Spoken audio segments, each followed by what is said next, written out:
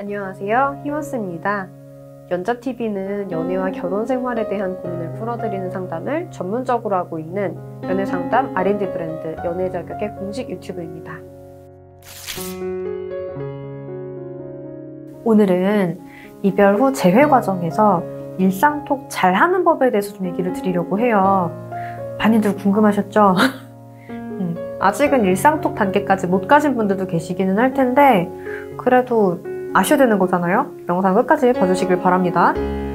자, 일단은 사실은 이 부분은 원래는 상담을 받으시고 그리고 거의 재회 과정에 많이 들어가신 분들한테 지금부터는 거의 썸 타는 단계에 들어가긴 하고 그리고 지금부터는 일상톡이 돼야 되는데 그 부분에 있어서 가이드라인 보내드립니다 라고 해가지고 보내드리는 내용을 사실은 영상에 담아드리려고 해요. 그래서 오늘도 사실은 좀 유료 상담 받으시는 분들만을 위한 정보를 많이 푸는 거기는 해요. 그러니까 안 보시면 손해예요. 그죠? 알려드릴게요. 방금도 지금 촬영을 하려고 하니까 영상팀 분이 제가 이제 촬영하려고 하는 내용을 보시더니 선생님 다 맞는 말인 것 같고 되게 당연한 얘기인데 자기는 못 지키고 있었던 것 같다고 하시더라고요. 그래서 사실 어떻게 보면 제가 하는 이야기들이 되게 당연한 얘기일 수도 있고 당연한 얘기를 하나 싶을 수도 있는데 정말 우리가 마음이 급급하다 보면 그 당연한 걸 못하게 되는 경우가 되게 많거든요. 특히 재회 같은 경우가 내가 어떻게든 그 사람이랑 잘 되고 싶은 거잖아. 그러다 보면은 원래는 당연한 상식들을 내가 안 지키게 되는 경우가 되게 많거든요. 그래서 미리 좀 알고 계시면 조심을 하실 수 있지 않을까 싶어서 오늘 영상에서 좀 얘기를 드릴게요. 자, 일단 이별 후 재회 과정에서 일상톡을 하는 거는 썸이랑은 또 다르거든요.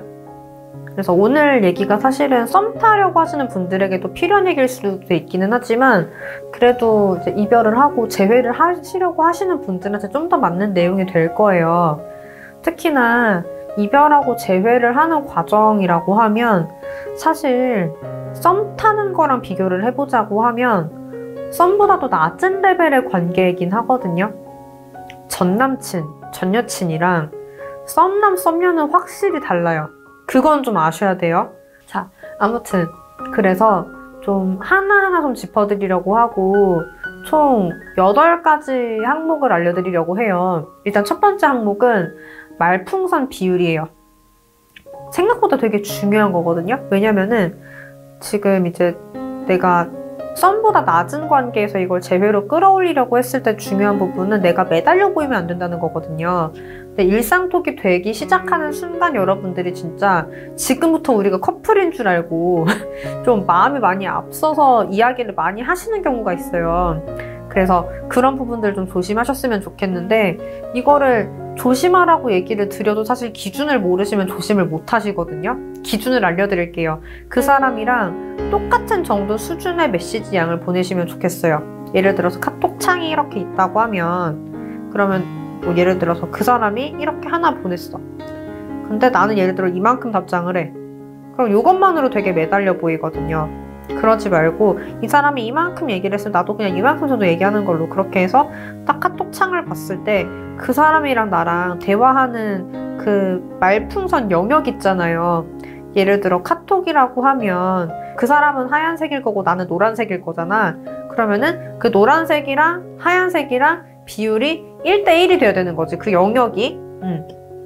요거 좀 지켜주시면 좋겠고 그리고 두 번째 항목은 선톡을 좀 유도를 해주시는 거예요. 선톡을 유도를 안 하면은 나 혼자 계속 선톡을 해야 되거든? 근데 좀 그래요. 그러면 약간 모양이 빠져요. 그죠? 내가 한두 번은 계속 선톡을 해줄 수도 있는데 매번 나 혼자 선톡을 해야 된다고 하면 사실 그렇잖아요. 그런데 선톡이 오게 만드는 방법은 뭐냐면요.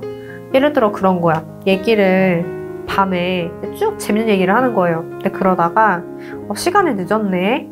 다음 얘기는 너 일어나면 그때 연락 줄래? 내가 마저 해줄게. 자자. 라고 해서 끊는 거예요. 그러면 재밌는 얘기였으니까 사람도 듣고 싶잖아. 그러면 아침에 일어나서 너 그거 무슨 내용이었어? 더 얘기해 줄 수 있어? 라고 얘기가 나올 수 있는 거지. 그런 식으로 선톡을 좀 유도를 해주시는 거. 혹은 뭐 모닝콜을 부탁하셔도 좋아요. 그래서 어쨌든지 간에 내가 계속 연락하는 게 아니라 그 사람도 좀 연락을 할 수 있도록 내가 유도를 해주는 게 좀 필요하기는 해요. 그리고 세 번째, 내가 만약에 계속해서 선톡을 해야 될 수도 있잖아요. 그럼 이왕이면은 할 말도 없는데 그냥 갑자기 일어났어? 이런 얘기 하는 것보다는 좀 자연스럽게 선톡을 하는 방법이 있으면 좋긴 하거든요. 보통은 이제 이런 경우가 용건이거나 혹은 정보 공유가 되기는 할 거예요. 선생님들이나 이런 분들한테도 조금 많이 볼 수 있는 그런 패턴을 하나를 공개를 해드리자면 그런 게 있어요. 뭐 매일 아침 내가 책을 읽고 뭐 좋은 문장이나 좋은 페이지를 공유를 해준다든지 혹은 이제 좀 이쪽 분야의 어떤 최신 정보들 이런 거를 내가 미리 좀 스크랩을 해놨다가 그런 부분들을 공유를 해준다든지 그래서 만약에 같은 업계면은 사실 도움이 되거든요. 그런 부분들이. 그래서 어쨌든 이게 나한테만 보내주는 게 아니라 좀 나 말고도 몇몇 사람들에게 보내주는 내용이구나 라고 느낄 만한 그런 내용을 내가 오전마다 매일 발행을 해주는 거야. 예를 들면은 그러면 이제 그런 거 같은 경우에 나한테만 선톡한다는 느낌이 없죠. 아 얘는 그냥 이런 애구나가 되는 거지. 그리고 그 내용을 보고 정말 괜찮았으면 뭐 답장을 해주거나 자기한테 필요한 내용이었으면 뭐 고맙다고 인사라도 하거나 그럴 수가 있겠죠. 그런 식으로 하는 방법도 있고요. 그리고 이제 뭐 혹은 여러분들 뭐 회사나 뭐 학교나 이런 부분에 있어서 설문지를 하는 방법도 있겠죠. 그래서 이런 걸 우리가 설문을 하고는 네가 좀 해줄 수 있을까? 뭐 그런 걸 할 수도 있는 거고. 그래서 그런 식으로 용건이나 정보나 이런 쪽으로 해서 이제 내가 너한테 뭐 사적으로 진짜 네가 너무 좋아서 그냥 내가 할 말도 없는데 그냥 연락을 보낸 게 아니고 사실 이런 용건이 있었어. 내가 너한테 이런 정보를 주려고 이런 느낌을 주는 거죠. 그리고 네 번째 항목을 얘기 드리자면 네 번째 항목은 이제 yes or no 질문을 안 하는 거. 왜냐하면 생각을 해봐요. 밥 먹었어? 라고 질문을 했다고 칠게요. 먹었어. 그 다음 무슨 말 할 건데? 만약에 안 먹었다고 하면 안 먹었어. 그 다음 무슨 말 할 건데? 그렇죠?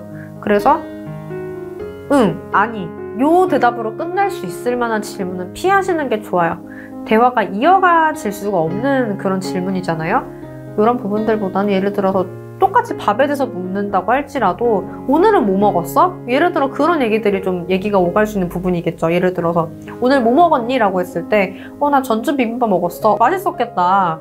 너 계란 좋아하잖아. 뭐 그런 얘기들을 할 수 있죠. 예를 들면은 그쵸?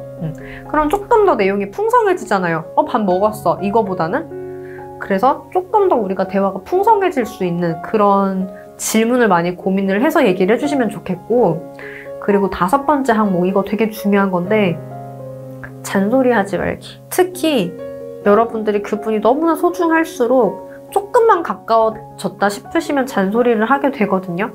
예를 들어서 뭐 일 좀 적당히 해 라든지 밥도 먹어가면서 해 라든지 일찍 자야지 라든지 그쵸? 혹은 뭐 추운데 뭐 옷을 잘 입고 가라든지 뭐 그런 얘기들을 되게 많이 하게 되는데 이런 게 여러분들 딴에는 정말 걱정해서 하는 소리일 수 있지만 상대가 듣기엔 잔소리예요. 그래서 굳이 읽고 싶지 않은 얘기가 된단 말이죠. 읽었다라고 할지라도 사실은 답장하고 싶지 않은 말일 수 있고요. 그래서 정말 여러분들이 지금 일상톡을 하면서 보내는 연락 하나하나가 내 매력 어필이라고 생각을 해주시면 좋겠어요. 내가 이 말을 함으로써 저 사람이 나를 조금이라도 매력 있게 볼 수 있다면 그거는 내가 잘한 연락이야. 하지만 그게 아니야. 오히려 부담스럽다든지 그런 효과가 난다면 그 연락은 안 하느니만 못한 연락이거든요. 그래서 괜히 잔소리하거나 참견하거나 간섭하는 연락은 좀 안 하시는 게 어떨까 싶어요. 그리고 여섯 번째 항목은 좀 비슷한 거기는 한데 좀 구분이 돼야 될 것 같기는 해요. 뭐냐면 서운한 점을 얘기를 하거나 혹은 투정 부리는 내용. 뭐 예를 들어 상대가 답장이 늦었을 수 있죠. 그러면은 답장이 늦을 수 있지. 우리 사귀는 사이도 아니고. 그리고 만약에 원래 연락이 늦었던 분이라고 하면 연애할 때도 늦었는데 지금도 뭐 재회한 것도 아니고 연락이 늦을 수 있잖아요. 근데 그런 부분들에 대해서 비꼬시는 분들 혹은 서운함을 표현을 하시는 분들이 계세요. 예를 들어서 이야 100만 년 만에 답장을 하네? 뭐 그런 얘기 하시는 분들이 있단 말이야. 그런 얘기를 하면은 연락을 안 하고 싶어져요. 상대분 입장에서는. 그래서 서운함이라는 거는 정말 연애 중에도 표현을 진짜 건강하게 해주셔야지, 그래야지 이별이 안 되고 권태기가 안 되고 싸움이 안 되는 부분인데, 심지어 지금 썸보다도 낮은 레벨의 관계인 이별 후 재회 과정에서는 진짜 서운한 얘기는 피하셔야 돼요. 안 하셔야 돼. 그래서 이런 거 조심해 주시고, 그리고 7번째 항목 같은 경우는 상대의 성별 입장에서 싫어할 만한 행동을 안 해주시는 거예요. 이거 생각보다 잘 모르시거든요. 그 남녀별로 알려드리자면은, 여자분들이 조심해야 될 거는 하소연하지 않는 거. 여자분들은 그 대화가 공감 중심으로 많이 흘러가기 때문에, 특히나 친해졌다 가까워졌다라고 생각을 하시면 그냥 습관적으로 하소연을 하시는 분들이 되게 많아요. 이게 엄청 힘들었던 것도 아니면서 막 하소연을 하는 거지. 뭐 힘들었을 수도 있지만, 그러면서 여자분들이 원하는 거는 이 사람이 내 이야기에 공감을 해주고, 그러면서 이제 이 대화가 원활하게 진행이 되는 거, 요걸 바라실 건데, 남자분들 입장에서는 내가 해결해 줄 수 없는 저 사람의 힘든 얘기를 듣는 거를 진짜 스트레스 받아 해요. 그래서 그냥 하소연을 하시면 좋지가 않고, 심지어 그 하소연을 듣는 입장에서 이게 기분이 좋은 얘기가 아니잖아. 여러분들 이미지만 안 좋아질 수 있거든요. 그래서 특히 여자분들 같은 경우에 남자분하고 대화를 하려고 했을 때 내 이미지가 좋아지는 얘기인지 한번 생각을 해보고 말을 하시면 좋을 것 같아요. 기본적으로 그냥 하소연을 하지 마세요. 하지 마시고, 물론 재회를 하시고 나서는 물론 내가 뭐 힘들었어, 이런 것 때문에 힘들었어, 이런 얘기를 하실 수는 있는데, 지금 여러분들은 호감을 얻어야 되는 상황이잖아요. 그러면은 지금 당장은 저 사람이 나한테 대화를 원활하게 해주는 걸 바라실 게 아니라, 여러분들이 저 사람이 조금이라도 대화를 하고 싶은 사람이 되셔야 돼요. 그러려면 내가 정말 호감을 주는 이미지가 되셔야 되는 거고, 오케이? 그리고 남자분들 입장에서 뭘 조심하셔야 되냐면은, 남자분들은 대화를 하다 보면 문제 상황이 인식이 되면 이 부분에 대한 해결책을 주려고 하시거든요. 그리고 여자분들 그거 진짜 싫어한다? 그래서 해결책을 주려고 하지 마시고 그냥 맞장구만 쳐주세요. 그냥 공감만 해주셔도 절반은 먹고 들어가거든요. 조금 더 대화를 잘하는 방법은 상담을 받으신다고 하면 알려드릴 수 있기는 한데, 왜냐하면 이제 좀 긴 내용이거든요. 영상에서만 간단하게 알려드리자고 한다면 맞장구 정도만 쳐주셔도 중간은 간다. 오케이? 그거 알아주시면 좋을 것 같고, 그 다음 이제 마지막으로 8번째 항목 알려드리자면, 프사를 좀 잘 설정해 주셔야 돼요. 우리가 연락을 하는 단계에서는 아무래도 내용 말고는 보여줄 수 있는 게 프사밖에 없잖아요. 그리고 프사가 생각보다 되게 중요하거든요. 우리가 재회를 하려고 했었을 때 내 이미지잖아. 보여줄 수 있는 그런 어필 포인트잖아. 되게 잘 설정해 주셔야 되는데, 여자분들 같은 경우 하시면 좋은 거는, 지금 제가 이 영상에서는 얼굴이 안 보이죠?